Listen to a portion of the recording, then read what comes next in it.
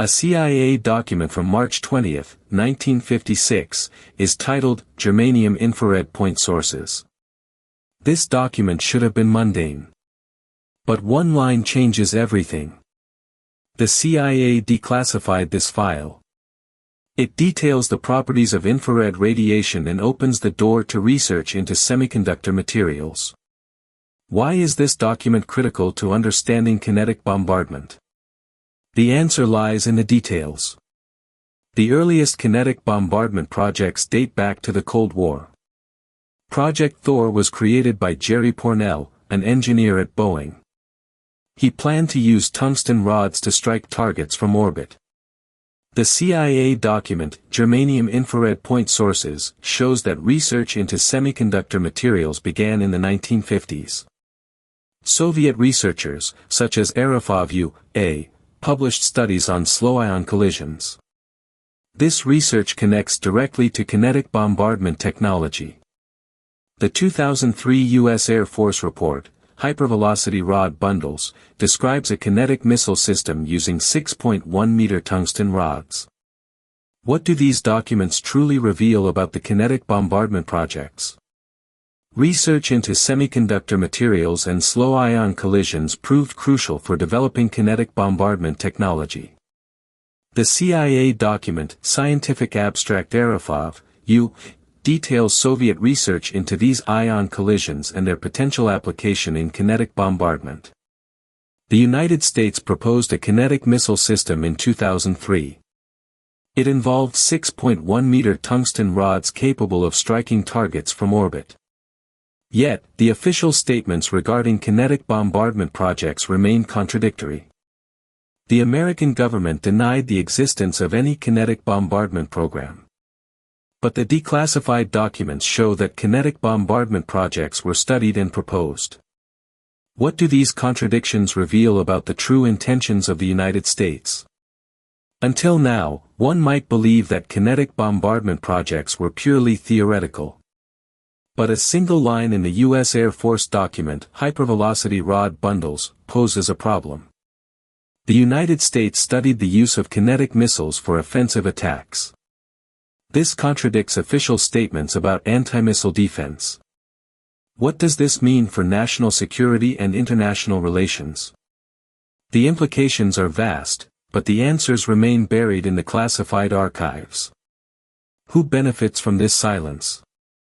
What if what we have seen is not an anomaly, but a pattern? The available archives suggest that similar cases may be far more numerous than is publicly acknowledged. The CIA file, dated 1975, details a classification procedure that could have been used for other, unknown programs. What remains unexplained is why these programs were never made public. The researchers who accessed these documents point toward a culture of secrecy stretching back to the Cold War. If these documents are complete, then it is possible that other operations were conducted without public knowledge. A line in the NSA file, dated 1980, indicates collaboration between intelligence agencies. But the specifics of this collaboration are obscured. The archives show that the agencies work together on sensitive projects. Yet, the names of these projects remain classified. The evolution of these collaborations over the years is the missing piece. The available records demonstrate a clear trend toward classification. But the reasons behind this trend remain obscured. A disturbing fact is revealed in the DoD file, dated 1990. A line, never commented upon, indicates that research programs were expanded into non-military domains. The document is partially redacted, but the words, civilian application, are clearly visible.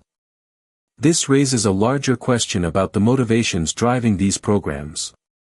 The archives show that the agencies invested significant sums into this research. But the ultimate objectives of this work remain unknown. A handwritten note in the margin of the document, never transcribed, suggests that the results of this research carried major implications.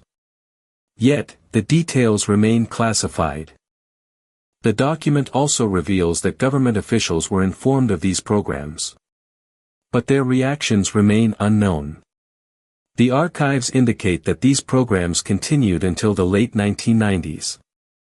But the reasons for their cessation are still obscured. One detail, seemingly insignificant, changes everything: the mention of a future evaluation in the document. This suggests that these programs might resume in the future. A recently declassified document, the FBI file, dated 2001, shows that intelligence agencies continue to focus on the same areas of research. A line, never explained, indicates that the results of this research could impact national security. The document is partially redacted, but the words, potential threat, are clearly visible. This raises a larger question about the motivations behind this research. The archives show that the agencies invested significant sums into this research. But the ultimate objectives of this work remain unknown. A handwritten note in the margin of the document, never transcribed, suggests that the results of this research carried major implications. Yet, the details remain classified. The document also reveals that government officials were informed of these programs. But their reactions remain unknown. The archives indicate that these programs continued until today.